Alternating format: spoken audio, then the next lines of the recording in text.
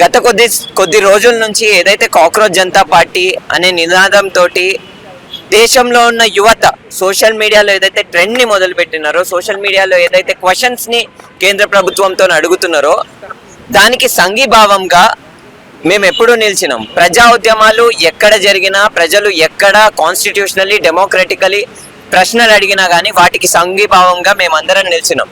మేమందరం అంటే ఎవరు? తెలంగాణలో ఉన్న యువత.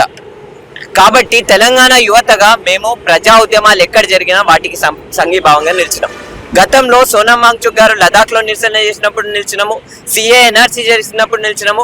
దేశవ్యాప్తంగా ఏ అన్డెమోక్రటిక్ ప్రాసెస్, అది బీజేపీ ప్రభుత్వం తీసుకొచ్చిన, రాష్ట్రంలో ప్రభుత్వం తీసుకొచ్చిన ఏ ప్రభుత్వము ప్రజలకి వ్యతిరేకంగా పనిచేస్తే వాటికి విరుద్ధంగా జరిగిన ఉద్యమాలకి మేము సంఘీభావం తెలిపినాము, వాటిలో పాల్గొన్నాం.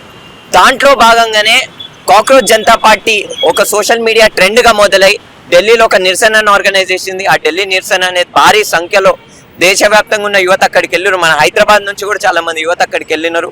మన హైదరాబాద్ తరఫున రిప్రజెంట్ చేస్తూ సంఘీభావాన్ని తెలియజేసినారు.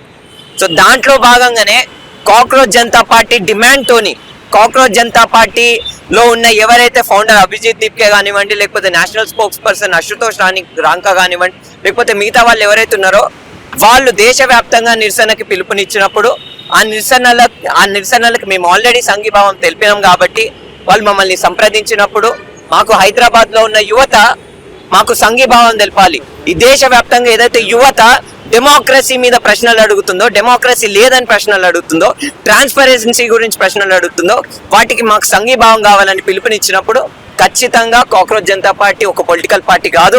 కాక్రోచ్ జనతా పార్టీ ఇప్పటికీ ఒక పొలిటికల్ ప్రెషర్ గ్రూప్ మాత్రమే. కాబట్టి తెలంగాణ యువతకు మేము మా సంఘీభావాన్ని తెలియజేసినాము. వాళ్ళ పిలుపుని ఆహ్వానిస్తూ ఇందిరా పార్క్ లో, ధర్నా చౌక్ లో ఒక భారీ గ్యాదరింగ్ ని అనౌన్స్ చేసినాం. ఈ గ్యాదరింగ్ కి ప్రముఖ ఎన్వైరన్మెంటల్ యాక్టివిస్ట్, ప్రముఖ ఎడ్యుకేషనల్ రిఫార్మర్, అంటే మన భారతదేశంలో విద్యా వ్యవస్థ గురించి మంచి రైటింగ్స్ రాసిన వ్యక్తి సోనం వాంగ్చుక్ గారు కూడా రాబోతున్నారు. 14వ తారీఖు రోజు ధర్నా చౌక్ లో, ఇందిరా పార్క్ లో, మన హైదరాబాద్ లో కాక్రోచ్ జనతా పార్టీ తరఫున వాళ్ళు దేశవ్యాప్తంగా ఏదైతే అనౌన్స్మెంట్ చేసిర్రో ఎడ్యుకేషన్ మినిస్టర్ రెసిగ్నేషన్ గురించి, ఆ రెసిగ్నేషన్ డిమాండ్ చేస్తూ మేము హైదరాబాద్ లో ఉన్న తెలంగాణ వ్యాప్తంగా ఉన్న యువతగా కాక్రోచ్ జనతా పార్టీకి సంఘీభావం తెలుపుతూ నిరసనకి పిలుపునిచ్చినాం. ఇప్పుడు ఏ టైంలో మొదలవుతుంది అని అంటే 14th జూన్ 14వ తారీఖు, ఈ ఆదివారం 14వ తారీఖు ధర్నా చౌక్ ఇందిరా పార్క్ లో మార్నింగ్ 9:30కి గ్యాదరింగ్ స్టార్ట్ అవుతుంది. 10 o'clock కి ఫార్మల్ గా ప్రోగ్రామ్ స్టార్ట్ కాబోతుంది. మేము ఈ ప్రోగ్రామ్ యొక్క మేజర్ ఉద్దేశాలు ఏంటి, ఏ విషయాలను లేవనెత్తుతాం, ఇవన్నీ అంశాల గురించి ముందు విజయ్ మల్లంగి మాట్లాడతారు. కేబీఆర్ విషయంలో కానీ లేకపోతే వివిధ అంశాల గురించి కాల్అవుట్ చేస్తూ ఉన్నారు. ఒక సిటిజన్స్ యాక్టివిస్ట్ గా ఇక్కడ మేము చాలా సంఘాలతో పనిచేస్తాం. మేము ఇక్కడ నిల్చొని మాట్లాడుతుంది తెలంగాణ యువతగా, భారతదేశ యువతగా, ఏదో సంఘం తరపునో లేకపోతే ఏదో గ్రూప్ తరపున కాదు. తెలంగాణ యువతగా మా సంఘాల పేర్లన్నీ కూడా విడిచిపెట్టి ఇక్కడికి వచ్చి మాట్లాడుతున్నాం. కాబట్టి కేబీఆర్ విషయంలో యాక్టివ్ గా పాల్గొన్న విజయ్ గారు మాట్లాడుతున్నారు.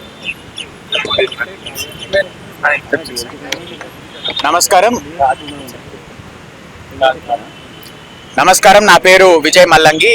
నేను ఒక భారతదేశ పౌరుడిని. అది నా గుర్తింపు, ఇంకే గుర్తింపు నాకు అక్కర్లే. నేను ఒక తెలంగాణ బిడ్డని, భారతదేశ పౌరుడిని. ఈరోజు గన్ పార్క్ వద్ద పెడుతున్న ప్రెస్ మీట్ ముఖ్యంగా కాక్రోచ్ జనతా పార్టీ ఏదైతే మీరు కీడ పురుగులు, మీరేం బీక్తారు, మీరు పనికిరాని పనులు చేస్తుంటారు, ఉద్యోగం లేదు, మీరుతో అయ్యేది లేదు, పీకేది లేదు, మీరేం పనికిరాని అన్నారు కదా, ఆ కీడ పురుగులన్నీ కలిసి కాక్రోచ్ జనతా పార్టీ అని ఒక ఇన్స్టాగ్రామ్లో మీమ్ లెక్క, అంతే ఒక సర్కాజం లెక్క మొదలుపెట్టింది.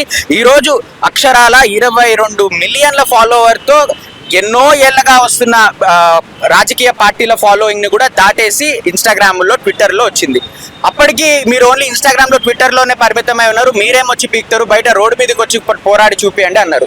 ఈరోజు అదే కాక్రోచ్ జనతా పార్టీని స్థాపించిన అభిజిత్ దీప్కే గారు యుఎస్ నుంచి తిరిగి వచ్చి జంతర్ మంతర్లో జూన్ 6వ తేదీన పెట్టిన నిరసన కార్యక్రమానికి జనాలు విపరీతంగా తరలి వచ్చి ఒకే ఒక నినాదం, ఎడ్యుకేషన్ మినిస్టర్ మస్ట్ రిజైన్, విద్యాశాఖ మంత్రి రిజైన్ చేయాలి. ఈ రోజు నీట్ పరీక్ష వల్ల దాని పేపర్ లీక్ కావడం వల్ల సుమారు 24 లక్షల మంది విద్యార్థుల భవిష్యత్తుతో మీరు ఆడుకుంటున్నారు. వాళ్ళు తిరిగి జూన్ 3వ వారంలో ఎగ్జామ్ వేయాల్సి వస్తుంది. వాళ్ళపైన ఎంత మానసిక క్షోభకు గురవుతున్నారో మీరు ఎవరు ఆలోచించట్లేదు. కానీ సిగ్గు లేకుండా నిస్సిగ్గుగా భారత ప్రధానమంత్రి 4400 రోజులు కుర్చీలో కూర్చొని ఉన్నారని ఆయనకు ఆరతి పడుతున్నారే, వాళ్ళకా మీరు ఆరతి పట్టాల్సింది? 24 లక్షల మంది విద్యార్థుల భవిష్యత్తుతో ఆడుకుంటున్నారు, వాళ్ళకా మీరు జవాబుదారీ చెప్పాల్సిందని ఈరోజు ప్రభుత్వాన్ని మేము ప్రశ్నిస్తున్నాం. మాకు ఎవరికి ఎన్ని వివిధ ఐడియాలజీస్ ఉన్నా, వాళ్ళకి ఎటువంటి పార్టీ అఫిలియేషన్ ఉన్నా ఈ మూమెంట్ తో దానికి సంబంధం లేదు. ఇది కేవలం భారతదేశ పౌరులు చేస్తున్న పోరాటం. మీరు ఏ పార్టీ నుంచి అయినా మీరు రండి, మీరు మాతో సంఘీభావం తెలపండి. కానీ మీరు మీతో పాటు తెచ్చుకోవాల్సింది కండువా కాదు, మీ పార్టీ ఐడెంటిటీ కాదు, కేవలం జాతీయ జెండా మాత్రమే. జూన్ 14వ తేదీన ఇది ఒక మీటింగ్ జరుపుతున్నాం. మేము ప్రొటెస్ట్ అని కూడా చెప్పాం. మీటింగ్ ఎందుకు? ఈ మీటింగ్ హైదరాబాద్ లో ఇది ఉద్యమ పోరు నుంచి పుట్టిన రాష్ట్రం.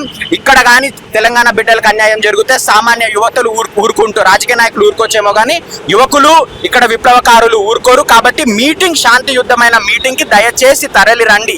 హైదరాబాద్ లోని ధర్నా చౌక్ వద్ద జూన్ 14వ తేదీన 5 మంది సూసైడ్ చేసుకున్నారు. రేపొద్దున మీ ఇంట్లో చేసుకోవచ్చు, మీ బిడ్డ చేసుకోవచ్చు.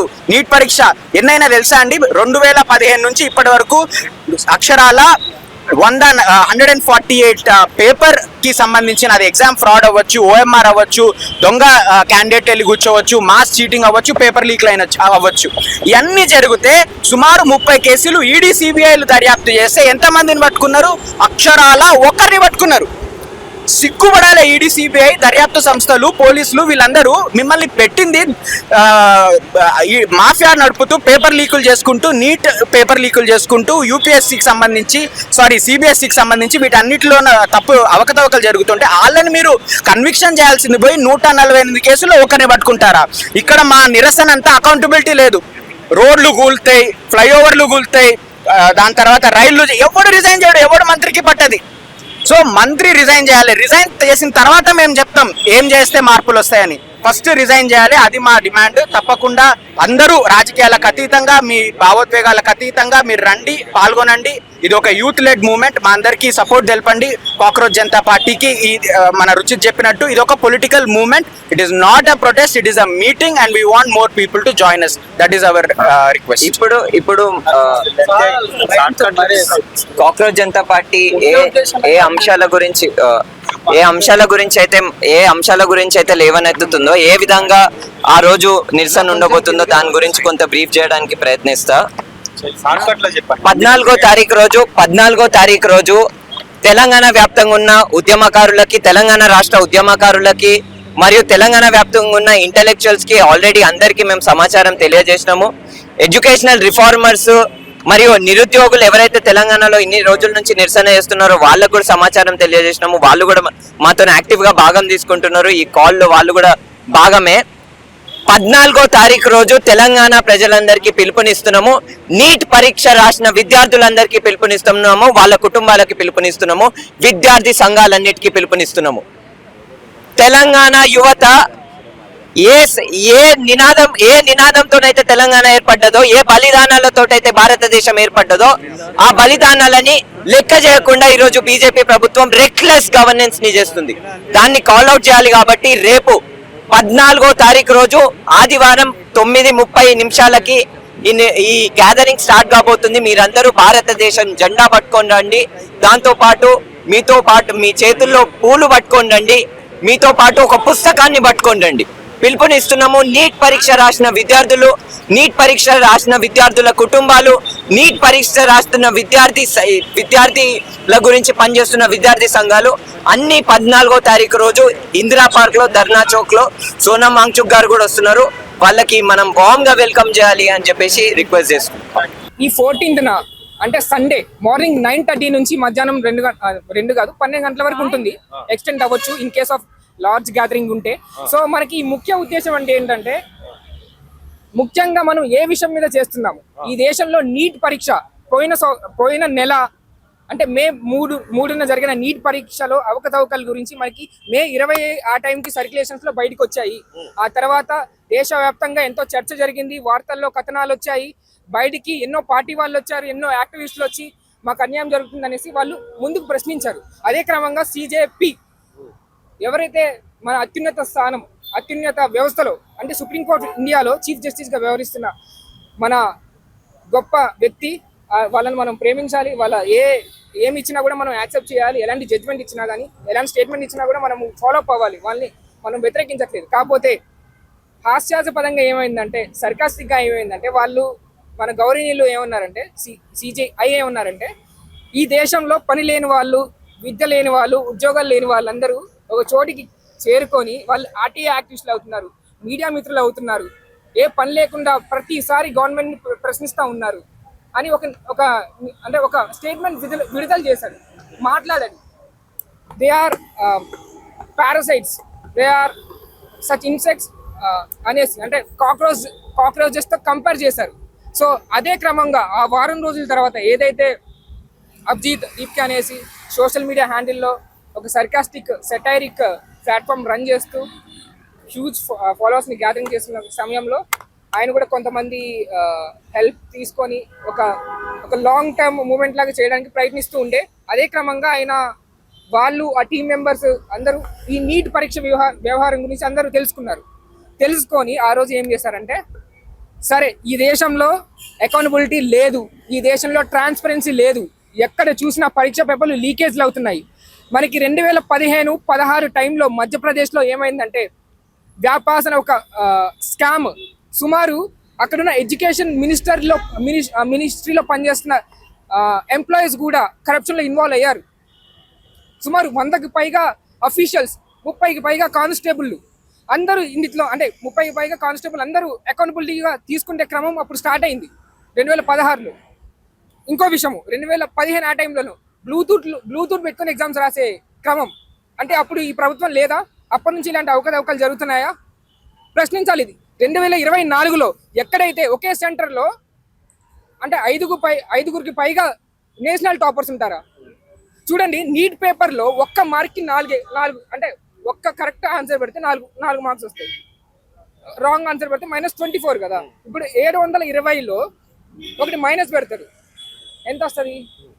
700 అంటే కొన్ని మెథమెటికల్గా కూడా కొన్ని పనిచేయని క్యాలిక్యులేషన్స్ ఉంటాయి, అవన్నీ వర్కౌట్ అవ్వలేదు. ఎట్లంటే 718 వస్తుంది, 719 వస్తుంది, 720 వస్తుంది ఒకే సెంటర్లో. 719 అనేది మ్యాథమెటికల్గా కరెక్ట్ రిజల్ట్ కాదు. అది 2024లో ఎంతమంది విద్యార్థులు సేమ్ ఇదే మూవ్మెంట్ చేస్తూ ఉండే, ఆ మూవ్మెంట్ చేసే క్రమంలో కూడా 2024లో కూడా ఎలాంటి రెస్పాన్స్ ఇవ్వలే ధర్మేంద్ర ప్రధాన్ గారు. సేమ్ ఇదే అవకతవకలు. అప్పుడు కూడా రీఎగ్జామినేషన్ గురించి చర్చలు జరిగాయి, ఒక ఇంప్లిమెంటేషన్ అయింది. కాకపోతే సేమ్ అదే ఒక్కసారి తప్పు చేస్తే ఏమని అనుకోవచ్చు, పదే తప్పు చేస్తే మేము ఎవరి దగ్గరికి వెళ్ళాలి? మేము ఆబ్వియస్గా మేము రోడ్ల దగ్గరికి వస్తాం, రోడ్ల మీదకే వస్తాము, వ్యవస్థని ప్రశ్నిస్తాము.